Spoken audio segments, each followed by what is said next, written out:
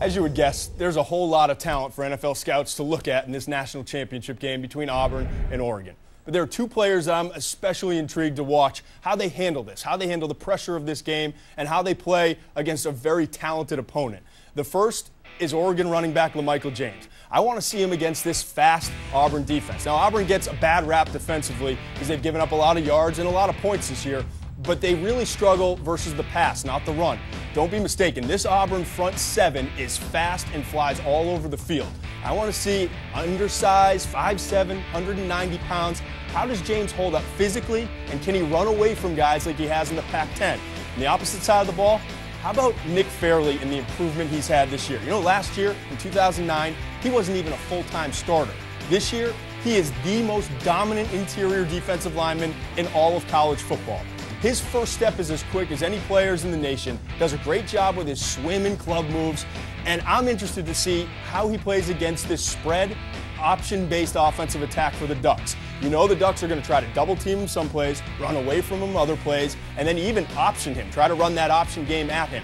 Does Fairley play with the type of motor, consistency, and dominance that he has this entire year and show up big for Auburn in this game? If he does, it's going to only help his cause as a potential top 5 overall draft pick in 2011. In a matter of moments. You know, Darren Thomas always knew that his team would play against Auburn. He just always thought that his team would be LSU. He's turned out to be a quarterback at Oregon instead, and quite a point guard for the Oregon offense.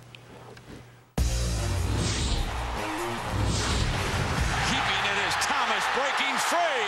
Touchdown, Ducks. Someone asked me who would be the ultimate quarterback on our offense, and if it's not Darren Thomas right now, then we would take Rajon Rondo. Rajon Rondo putting on a show. That's a pretty good comparison because like a point guard in the NBA, you got to control the team, control the tempo, and make the best decisions. Thomas, end zone, touchdown. Point guard of this offense. That's one thing Coach Kelly told me, is just getting the ball out to different guys. Thomas fires, touchdown, Ducks. That's what our job is that person has to get the ball in the playmaker's hands.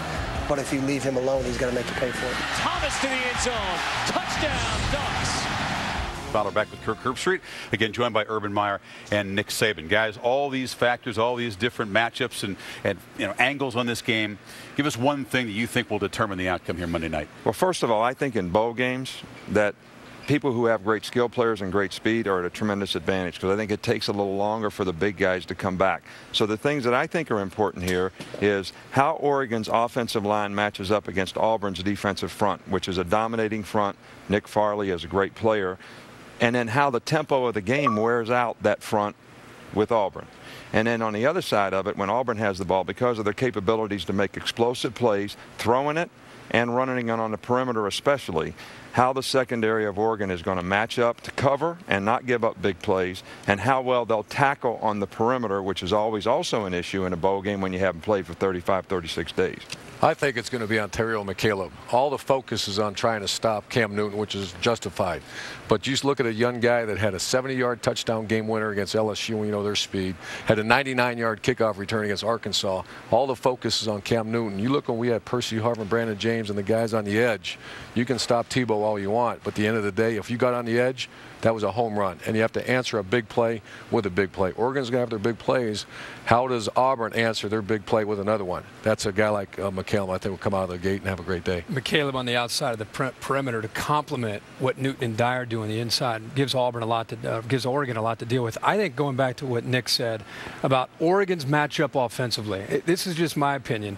If Oregon can contain Auburn's big, powerful defensive line led by Fairley, and tempo, as Coach said, does become an issue, I think Oregon can score and score a lot on Auburn because they can attack the linebackers in the secondary. That's been a problem spot all year for Auburn. So if they can get Kenyon Barner and LaMichael James in space against the Auburn linebackers, that's something that Oregon could expose. But if they don't contain the front, they have no shot to execute their offense. I threw it out there that maybe the defenses do better than people think in this game. You shot that down. You said that's one theory, but you think it's going to be a shootout. You guys have both played great offenses in championship games and been able to limit them. I can't wait to see if this thing turns out to be the shootout everybody expects, or if the defenses do better than many of the. Hi, everybody. I'm Brad Nessler, along with Kirk Herbstreit. Aaron Andrews will join us from the sideline shortly. EA Sports and ESPN are teaming up to bring you today's exciting game between the Oregon Ducks and the Auburn Tigers. Today we bring you the Tostitos Fiesta Bowl and what looks to be a high-energy matchup.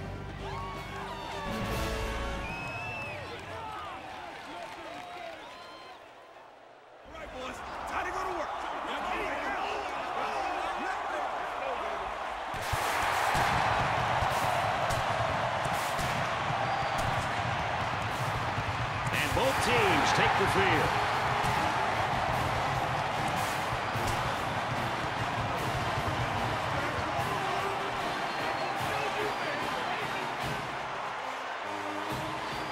And for Oregon, today shapes up as a good shot and a win for them. I look for both of these teams to come out playing strong, but when it's all said and done, I think the talent disparity here is just going to be too big.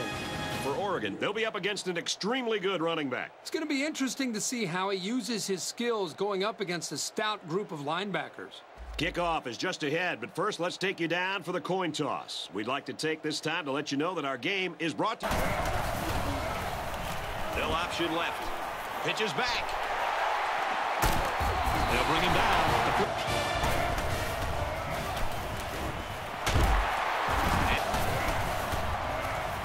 Newton on the option. That's not what you hold away. It's up. Well, that's a tough break for these guys. They'll run the option. Recovered by the defense. To the 20. To the 10. Touchdown, Auburn. That was. But this guy's got it.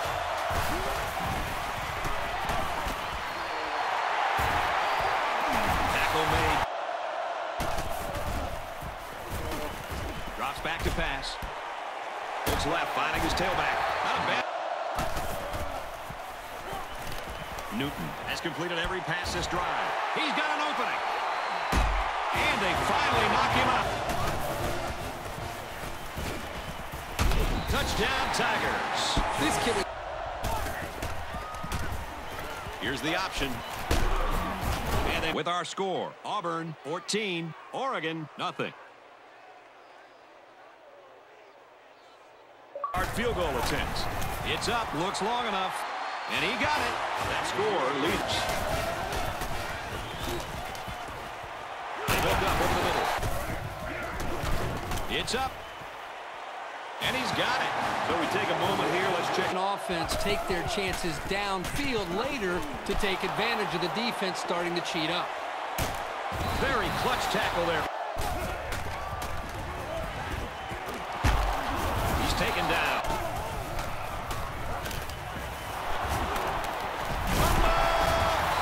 Good thing they got. And it's through the uprights. Drops back to pass. Throws a strike over the middle. The kick is up. It's got the distance. And they tack on 3 points. Thanks for the update, Aaron. And we've reached halftime here. The score at the break. Auburn 17, Oregon 9.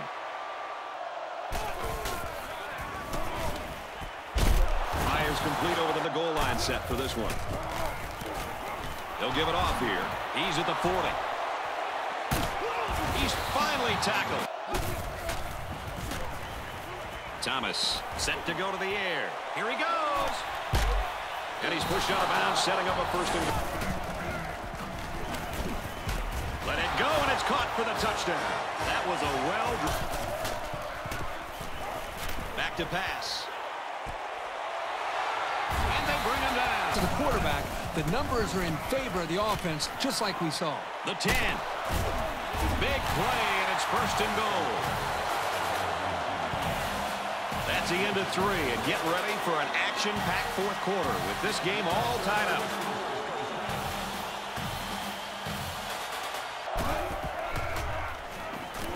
Back to pass. Over the middle, got it, touchdown.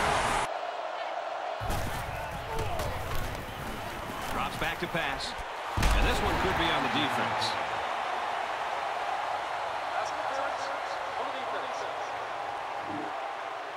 I think he was just a little bit over anxious in his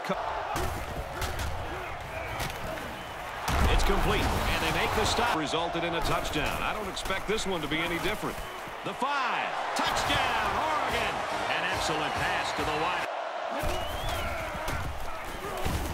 He's drilled as he throws. And it's going the other way. It's the senior corner. Trying to go the other way now. And they make the stop. Right.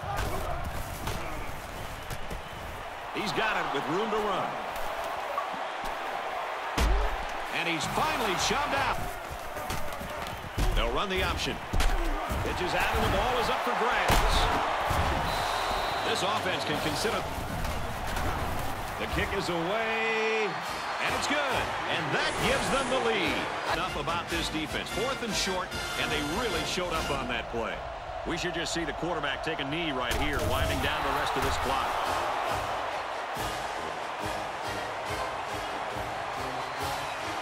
And that should do it. Our final tally in this one. Oregon 27, Auburn 24.